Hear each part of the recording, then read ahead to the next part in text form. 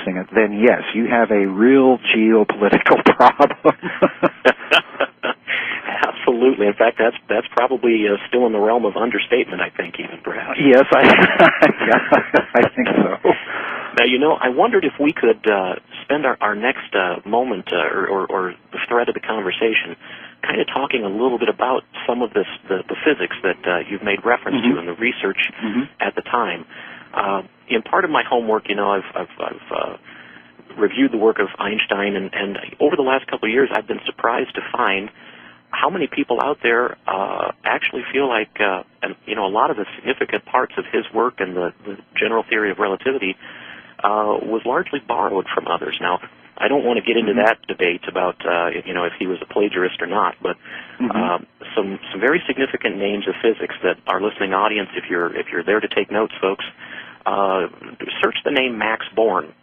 Have a look at Niels Bohr, Werner Heisenberg, Erwin Schrödinger.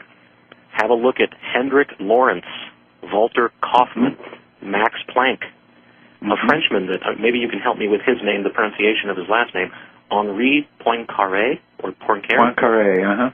Poincaré, thank you, who is noted to have done really the heavy lifting, the hard math, so to speak, with some of the aspects of the theory of relativity prior to Einstein. There's David Hilbert, Paul Gerber, Ernst Gerth.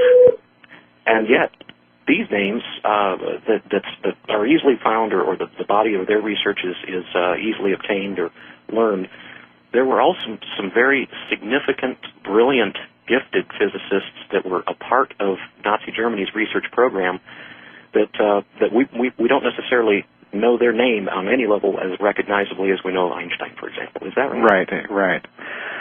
Well, this really is the thorny issue, is to try to so to speak, reverse engineer exactly what Nazi physicists and scientists and engineers were up to, and that's really been more or less one of the major emphases of my work in this whole thing. But to try and summarize it or boil it all down, I think you have to go back to the interwar period. After the publication of the theory of general relativity in 1916, it was at that juncture that physicists and mathematicians and even engineers, and this is an important point that I'll get back to, that they began to look at how they could theoretically unify, or in other words, come up with a mathematical model to couple the forces of gravity and electromagnetism into one coherent mathematical expression. And at that juncture, there began, of course, the interwar speculations and papers on unified field theory, beginning with Theodor Edward Kaluza in Germany, who published the first real mathematical study of a higher dimensional unified field theory. Now, this is a very important point, because Albert Einstein himself originally did not allow that paper to be published, but eventually allowed it to be published in 1922 because he found the idea, the mathematical idea involved in the theory, to be quite fascinating. And he began to pursue, of course, for the rest of his life, similar strategies toward the unification of gravity and electromagnetism. So there were a number of papers that came out in the interwar period, most of them, incidentally, in Germany, and this is a crucial, important point that I'll get back to in just a moment. The other thing that we have to take cognizance of is that these theories were not being done contrary to the views that are presented in most modern physics popularizations of this period. I'm thinking of a very well-known, famous theoretical physicist whose name I won't mention, but who's always on television and on radio talking about this period and mentioning these names. But the name that he never mentions is the name of a Hungarian engineer, an electrical engineer, by the name of Gabriel Krohn. And I write about this man in my book called Secrets of the Unified Field. Yes. Because Gabriel Krohn was also himself very thoroughly familiar with the mathematics that was being used to express these unified field theories. Well, Krohn, as an electrical engineer, had been noticing anomalies in large networked rotating electrical systems, and he published a paper in 1935 that won him the Montefiore Prize at the University of Liège in Belgium. And what he said in that paper, and I hope people will listen very carefully now, what he said in that paper was effectively that these unified field theories, which were being done in more than 4 spatial dimensions, that's an important point, were the very theories that engineers, electrical engineers, could use to explain those anomalies. Now, if you stop and think about what he has just said, he's just told you that with 1935 technology, that you could engineer the fabric of space-time locally. Okay. Indeed. Now, that's a whopper, because once you've said that, then that means, theoretically, you have the potential to make a weapon that could make a hydrogen bomb look like a firecracker. Oh, my. Oh, my, indeed. Now, what I find very interesting is that at this precise moment in Nazi Germany, all publication on the subject of unified field theories stops. In other words, they're watching and they're listening, and forget about this idea about Nazi Germany prohibiting so-called Jewish physics and not being willing to pursue some of these ideas. Because if you look at what I think to be the physics that is behind what I view as their most sensational wartime secret weapons project, a device called the Bell. This is precisely what they were after with this device. They were after a technology that could quite literally engineer the fabric of space-time locally. Now let's stop and consider what that means, the implications of what that means. Because if you've got your hands on such a technology, you've got a gateway, you've got a door to 3 potential uses. The first is you've got a technology that can tap into the energy of the zero-point energy, as physicists like to call it now. And that means that you would have nearly inexhaustible energy, and you would no longer be dependent upon petroleum as an energy source. Would that be of interest to Nazi Germany? Well, of course it would. Because Germany, of course, is certainly one of the most petroleum-poor countries in the world, and yet it's one of those countries with a huge industrial base, and it needs lots of energy. So do we find the Germans doing this? Well, as a matter of fact, going back to the SS, absolutely, because they set up a whole department of the SS called Entwicklungsstelle 4, or Development Area 4, whose whole mission brief was to do what? It was to make Nazi Germany energy independent and to do investigation precisely of all these types of free energy or zero-point energy areas. That was its brief. So in other words, you have a technologically sophisticated great power in the 1930s committing serious resources to doing stuff that we're only talking about openly toward the end of the last century and the beginning of this one. Yes. The second implication that this ability to engineer the fabric of space-time would give you would be obviously a field propulsion, or if you will, an anti-gravity technology. And that, again, in terms of Nazi ideology, would give you a tremendous advantage over potential enemies. Absolutely. And then the third use for such a technology was, as I said, if you weaponize this stuff, you would have theoretically a potential weapon that could make a hydrogen bomb look like a firecracker. And this is exactly, in my opinion, what you see Nazi Germany doing. The reason why their atomic bomb program was not classified as at the highest level was precisely because they were going after this.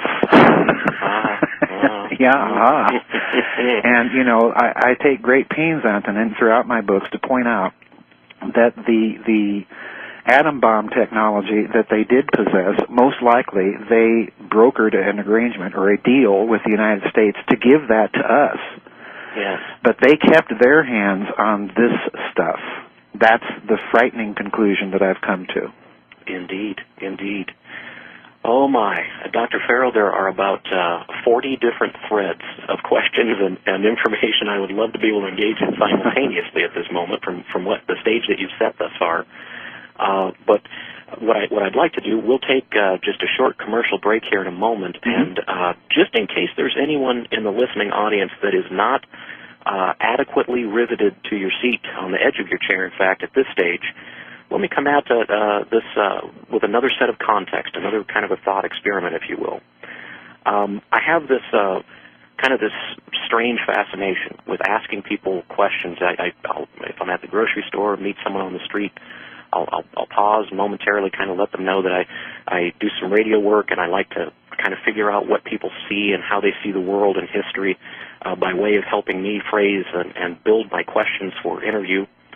And over the last few weeks, I've been asking quite a few people at random if they turn their thoughts back to World War II and what they learned in high school and college from history about World War II, the details of the conflict, and in particular casualties from World War II. I've posed this question quite a few times in the last few weeks. You know, what do you think was the sum total of casualties from World War II, both civilian and military combined? And the closest answer that I've received from all these folks, I bet it's probably more than 30 or maybe even 40 people just in the last few weeks, the closest answer I've gotten has been about 5 million. That's a little off, isn't it? Yeah, it's a little off. Oh my! It's been my common experience, and in fact, the lower end of the range of responses that I've received has been 25 to 50,000, and that's way off. Oh my word! Yeah. Now the reason I bring this up is because, you know, I find that sometimes through the course of time, and as those sands of the hourglass slip through our palms, once again, we all too frequently create a partition in our head where we think of something as ancient history. This doesn't affect me, so I don't need to know. And yet sometimes I find that certain shocks to the system can help open a realization. By more current estimates, and I know that this is an evolving process because we continue to find more information from the Soviet Union or Russia today and those former Eastern Bloc nations.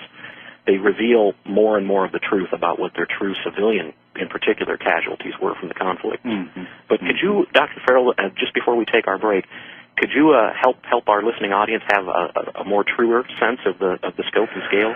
Well, yeah, World War II was just absolutely it was truly a global conflict, and most of the casualties of the war were from the European theater. But the final official count, the history book figure that I grew up learning was about 50 million people. Yes, that's 50 million. That's 50,000,000, 50 million. Sir.